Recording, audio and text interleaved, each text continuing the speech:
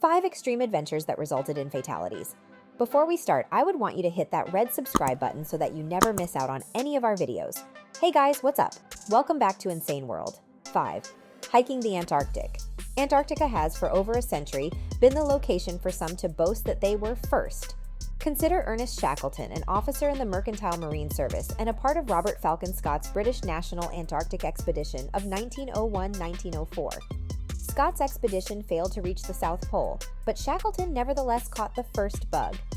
Shackleton returned to Antarctica in 1907 to 1909, hoping to be the first to reach the South Pole, and did become the first to reach the polar plateau.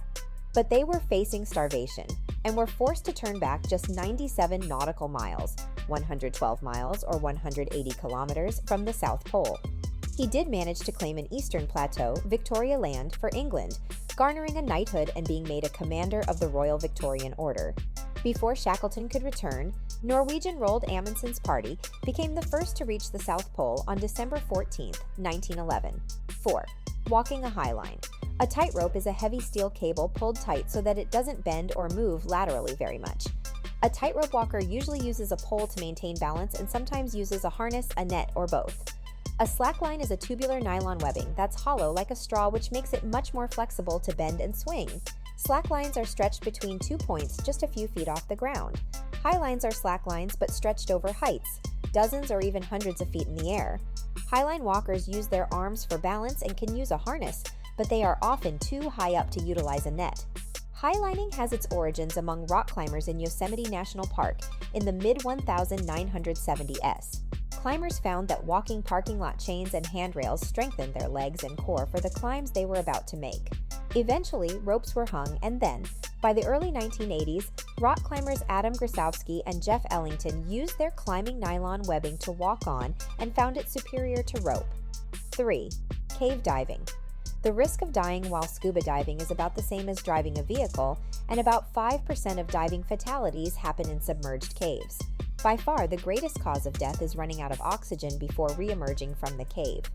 The rule of thumb is to start heading back to the cave entrance when you have a third of a tank of oxygen remaining, but it's not that simple.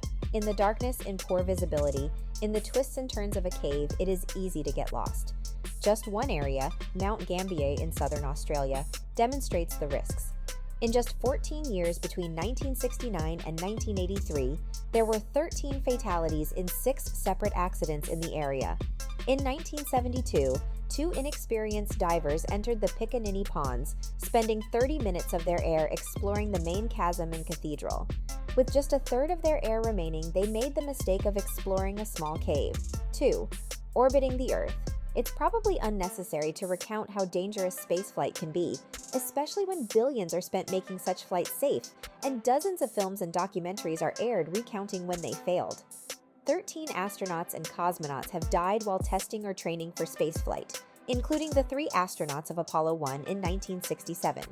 18 people have died going to, during, or leaving low Earth orbit. 14 of the fatalities were Americans and 4 were Soviets. 17 of these were career space jockeys, and 1 was a civilian.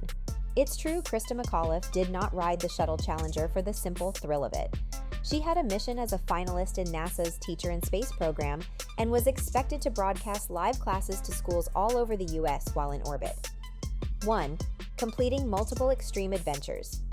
One of the men who perished in the submersible Titan on June 18th was Hamish Harding, a billionaire entrepreneur and ardent adventurer. And his list of adventures is impressive. He has frequented both the North and South Poles, helping to establish the first regular business jet service to the Antarctic in 2017. To the South Pole, Harding accompanied the oldest person to reach it, Apollo 11 hero Buzz Aldrin, 86, and the youngest, his own son Giles, 12. To celebrate the 50th anniversary of the Apollo 11 moon landing, 2019, Harding made the fastest circumnavigation of Earth pole to pole. In 2021, Harding took a submersible to the deepest point on Earth's surface, Challenger Deep in the Mariana Trench, setting records again. In June 2022, Harding went into space riding the New Shepard rocket on its 5th Blue Origin mission. Unfortunately, Harding's dive to the Titanic would be his last adventure. This brings us to the end of our video.